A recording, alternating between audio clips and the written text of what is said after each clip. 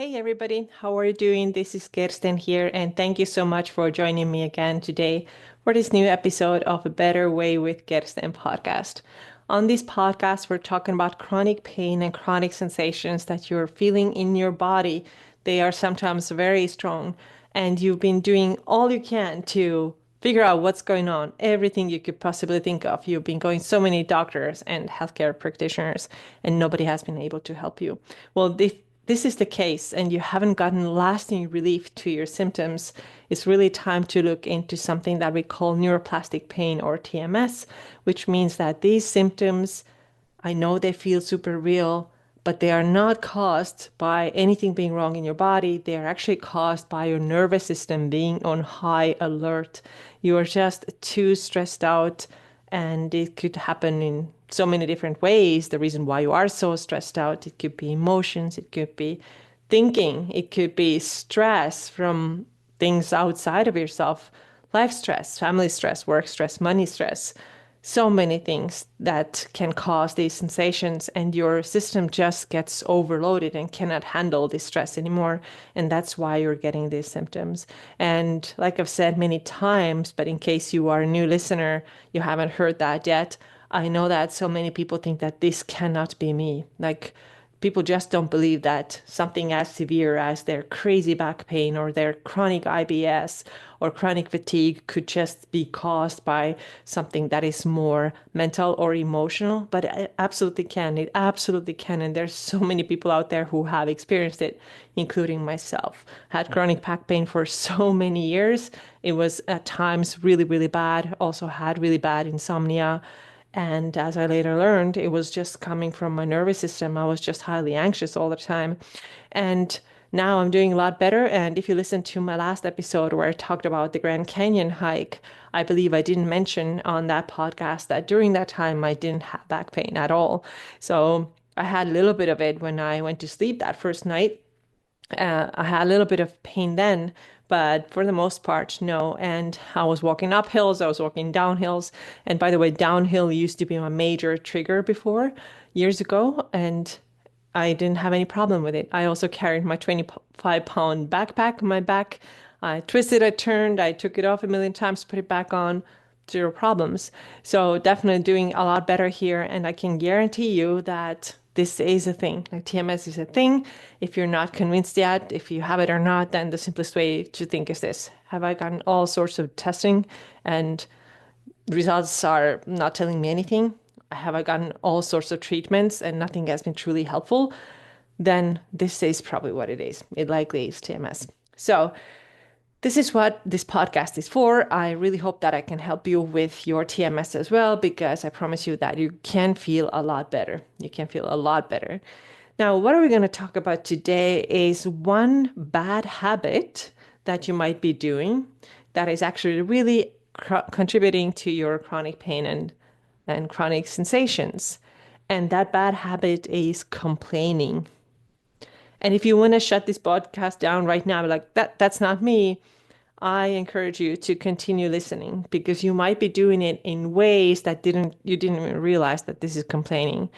Now, a lot of times complaining is just so deeply rooted in our minds. We have done it for so many years. This is our default setting, and we don't even think that we're doing it. So I encourage you to keep listening this podcast about complaining so you understand where you might be doing it and it's not helping you with your TMS. And why it's not helping you is that, of course, complaining means that you are constantly in this very negative, dark, heavy, complaining mindset.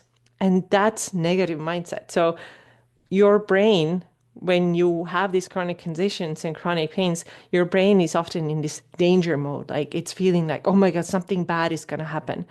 And things are heavy, things are awful, things are unfair, things are so hard. If this is how you feel all the time, you probably also verbalize it. And this is how you complain. And when you complain, you're literally adding fuel to the fire, and you can continue having these chronic pains and other symptoms too. So, how are you complaining them? Well, if you believe that only bad things happen to you, you're like, oh, this thing didn't work out again, and that thing went wrong, and of course I didn't get this job, and of course, now I have another symptom.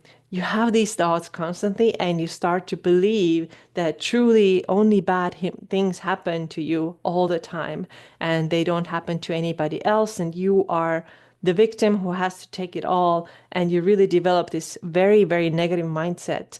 And when you think about what emotion comes with it, well, a lot of emotions. It can be sadness, it can be anger and frustration. So, anger and frustration, two really big ones that I talk about in my Emotionally Fit course. I highly recommend that you check it out.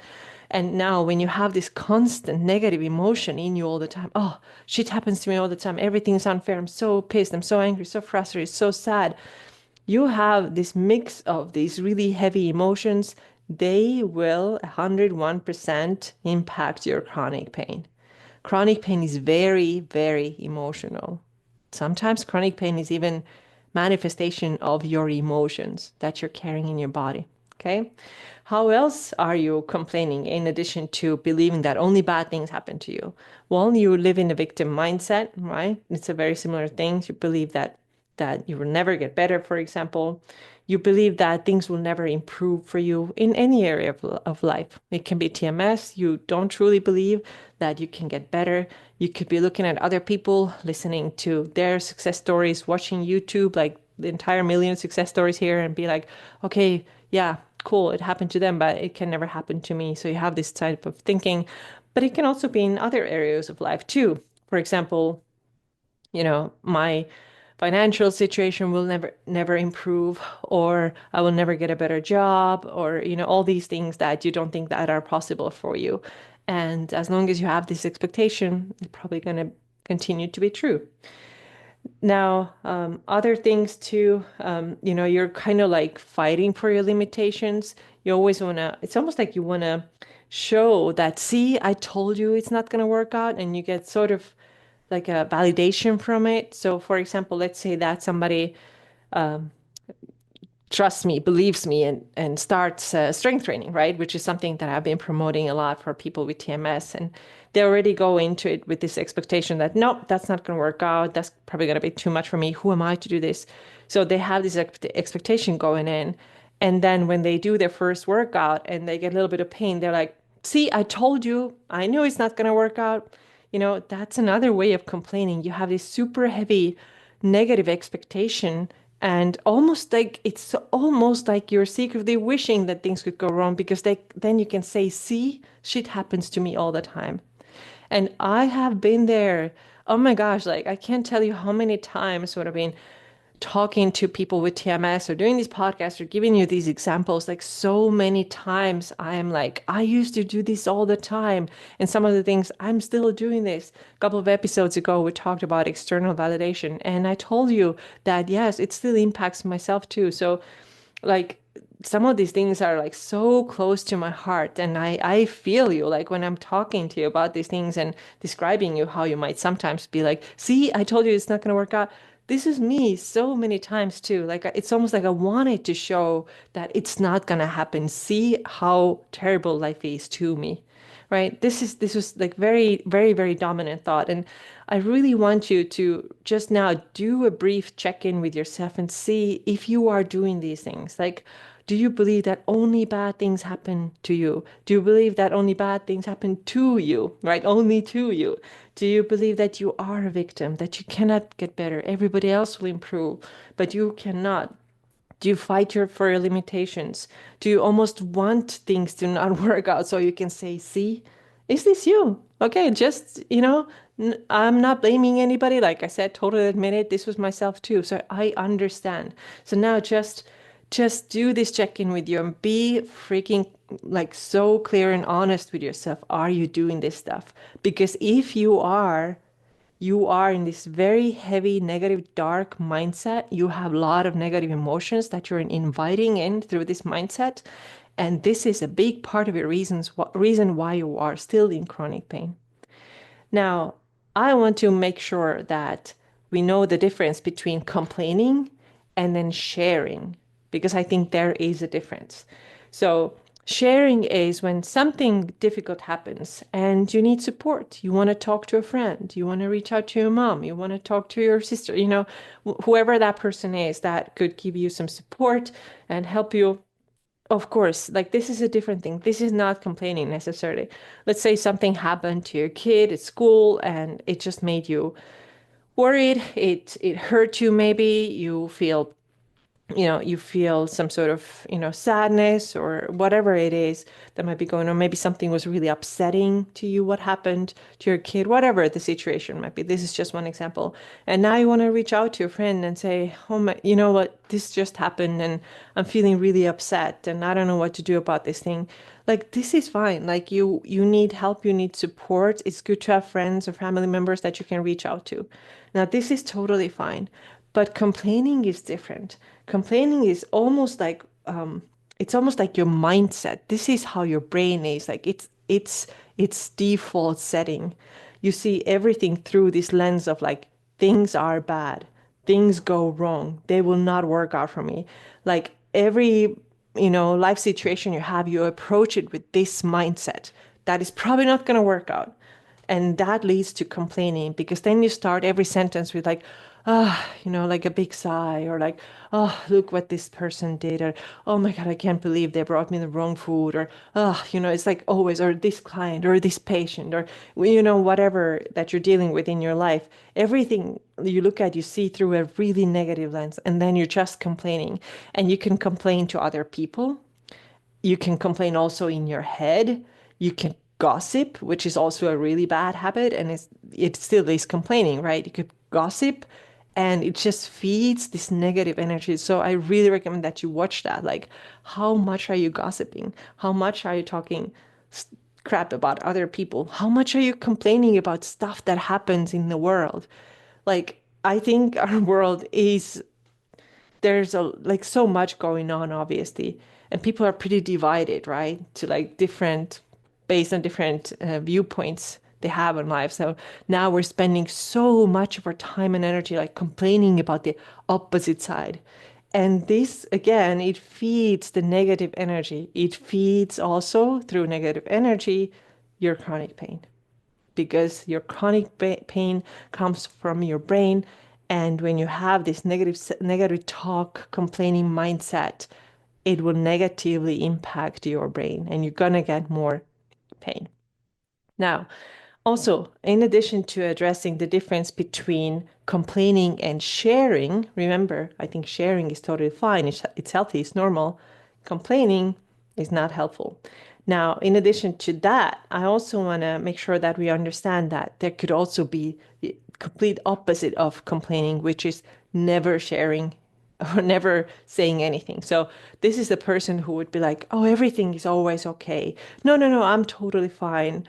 I don't have any problem with this, and they just push their feelings and thoughts and emotions down a lot. And again, this is something that I talk about a lot in my emotionally fit course, where people are just always hiding their emotions. They're never admitting that they're feeling bad, that they're feeling sad, that they have anger. They just don't ever say that because to them it feels like, oh, it's complaining and I'm not supposed to do that. So this is not actually healthy either, because then you push your emotions down completely. And these emotions, as I have already mentioned, oftentimes start coming out as chronic pains and symptoms in the body. So you have to express your needs and your emotions, and you can do it in a healthy way. I know that a lot of people don't want to do any of it because they think that if I say anything, that sounds like complaining and I don't want to bother anybody. I don't want to be a burden, right? Or they might think that I could tell this person, but I don't think they care anyway, so I'm not going to say anything at all. But keeping these emotions and thoughts in is actually bad for your health. And this is how a lot of these chronic pain and chronic symptoms begin to.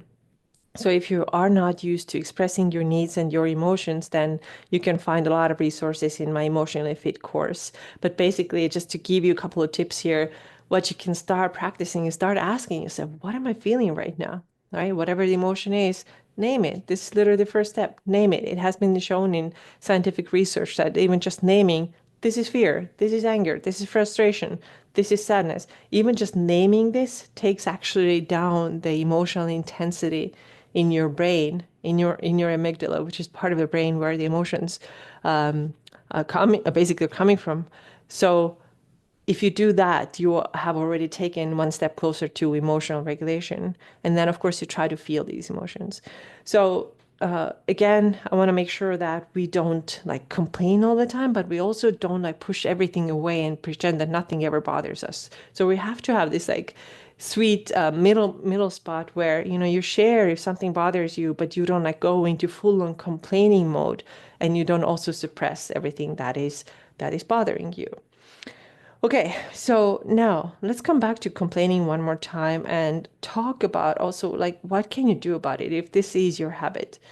Well, this is your default pattern. Like I said, if you do a lot of these things that we talked about, believe that only bad things will happen. You start every sentence with a big sigh. You don't think anything ever works out.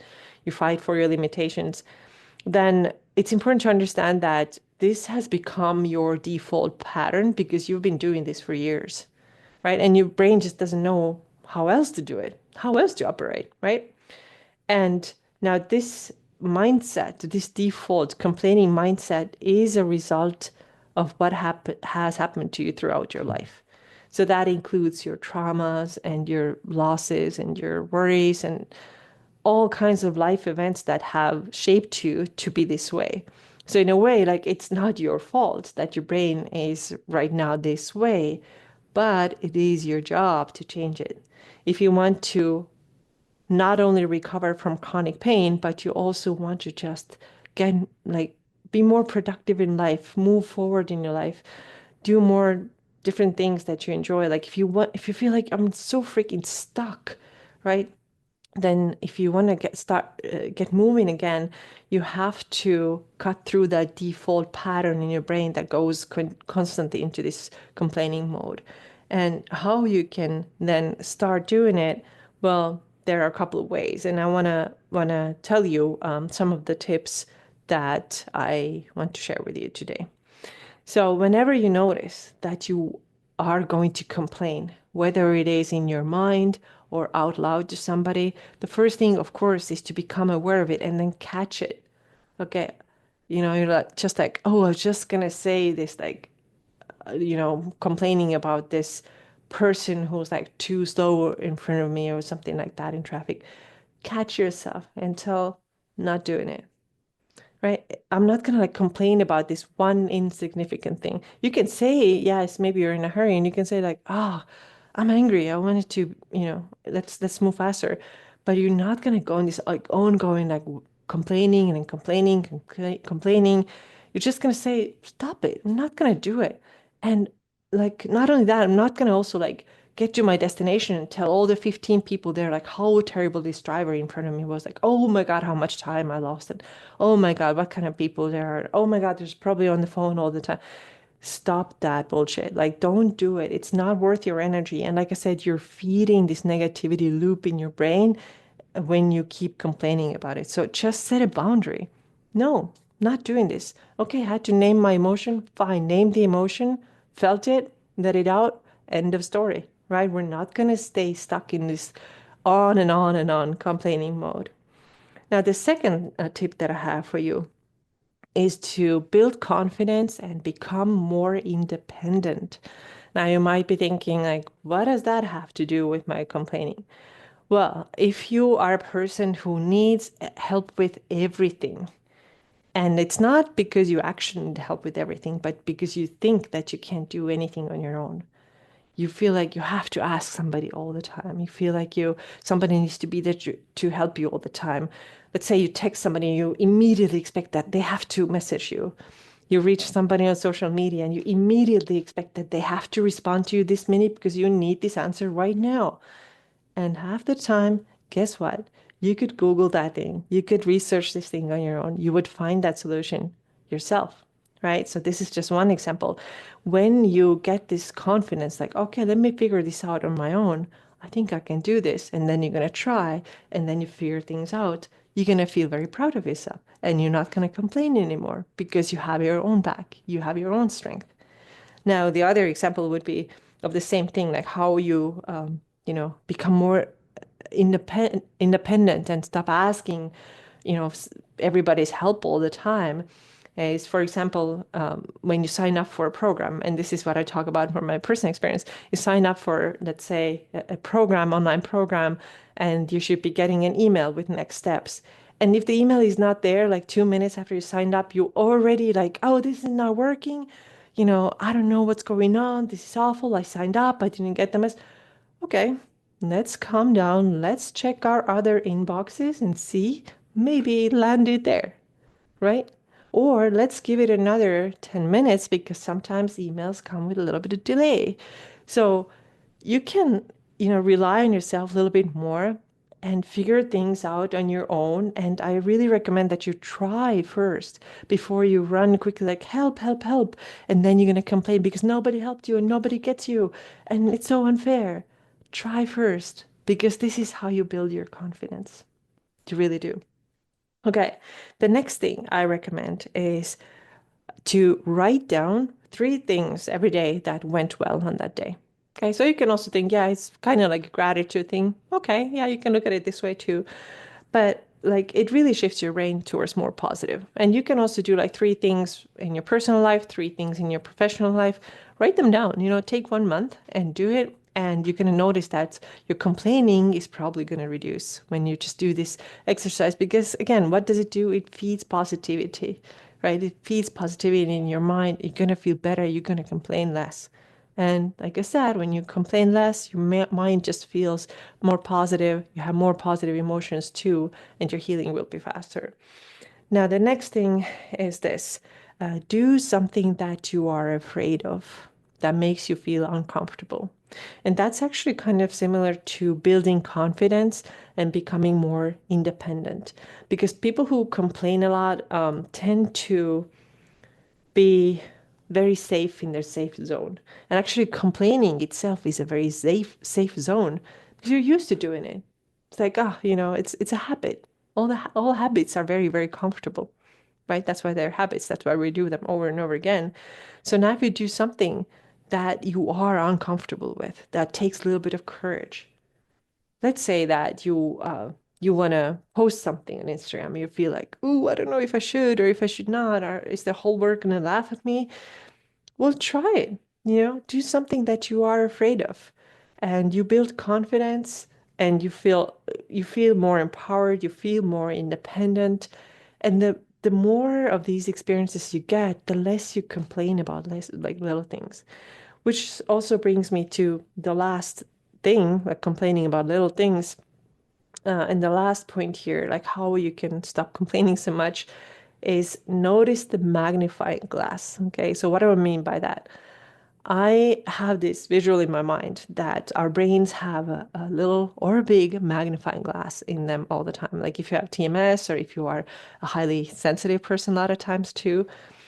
And this magnifying glass just sometimes makes things so much bigger, blows things out of proportion. Everything feels like a disaster, right?